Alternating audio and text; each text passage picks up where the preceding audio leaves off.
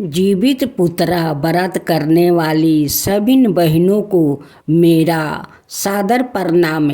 आज मैं 5 जीवित वाहन की कथा सुनाने जा रही हूँ। इस कथा को आप लोग श्रवण करें, क्योंकि जीवित वाहन की 5 कथा सुनने का नियम है और सुनी जाती है। जीवित पुत्रा व्रत आश्विन मास के कृष्णा पक्ष की अष्टमी तिथि को माताएं अपने पुत्रा की दीर्घ आयु, सुख, समृद्धि और स्वास्थ्य के लिए करती है। इस व्रत में 24 घंटा निर्जला उपवास रखकर संतान की मंगल कामना की जाती है। इस जीवित पुत्रा या जितिया व्रत भी कहा जाता है। जीवित पुत्रा व्रत कथा पुराणों में वर्णन है कि एक समय नेपाल और बिहार के क्षेत्र में सियालिनी, लोमड़ी और चील रहती थी। दोनों ने एक ही दिन संतान को जन्म दिया। संजोग बस दोनों नदी किनारे अपने अपने बच्चों को छोड़कर वो भोजन की खोज में निकल गई। भोजन की तलाश में उन्हें एक साधु मिले। साधु जी ने कहा, आज जीवित पुत्रा व्रत है। जो माता इस व्रत का पालन करती है उसके बच्चे दीर्घ आयु और स्वस्थ रहते हैं। यदि तुम दोनों भी अपने बच्चों के मंगल की कामना करती हो तो यह व्रत करो। यह सुनकर चील ने श्रद्धापूर्वक व्रत किया। उसने 24 घंटा निर्जला रहकर नियम पूर्वक व्रत पूरा किया, जबकि सियालिन व्रत की कठिनाई सह नहीं सकी और व्रत तोड़कर भोजन कर लिया। कुछ समय बाद परिणाम यह हुआ कि चील के बच्चे स्वस्थ, बलवान और दीर्घ आयु हुआ, जबकि सियालिन के बच्चे एक एक करके मर गया। तब से यह व्रत संतान की लंबी आयु और सुख समृद्धि हेतु हर बरस आश्विन कृष्णा अष्टमी को किया जाने लगा। जीवित पुत्रा व्रत करने से संतान की रक्षा होती है। माताओं के व्रत से परिवार में सुख, शांति और मंगल की वृद्धि होती है। यह व्रत विशेषकर मिथिला, नेपाल, बिहार और उत्तर प्रदेश के नक्षत्रों में बड़ी श्रद्धा और भक्ति से किया जाता है। दूसरा, जीवित वाहन राजकुमार की कथा। विद्याधरों के राजा शंखचूड़ के पुत्र जीवित वाहन बड़े धर्मात्मा थे। एक दिन उन्होंने देखा कि गरुड़ सांपों को खा जाता है। उन्होंने संकल्प लिया कि वो सवाए को गरुड़ को संपीड़ित करेंगे और नागकुल की रक्षा करेंगे। जब गरुड़ उन्हें खाने आए तो उन्होंने धर्म और दया का उपदेश दिया। गरुड़ प्रसन्न हुआ और नागों का भक्षक छोड़ दिया।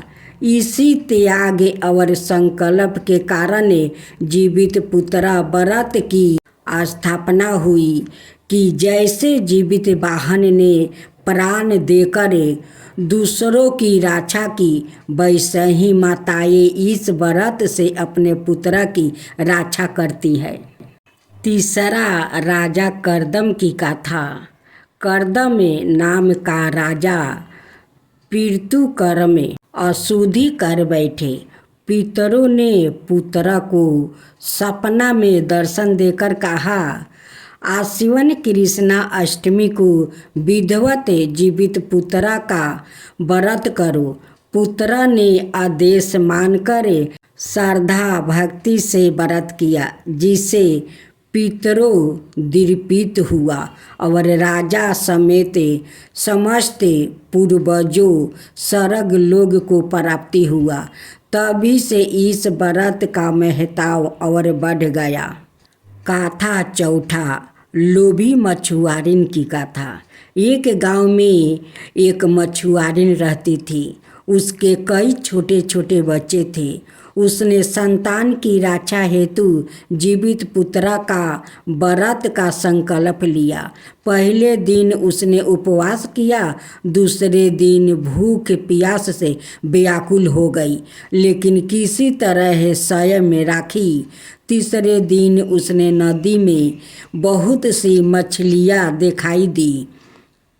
लोभ बस वो मछली पकड़ने लगी और एक मछली खा भी गई।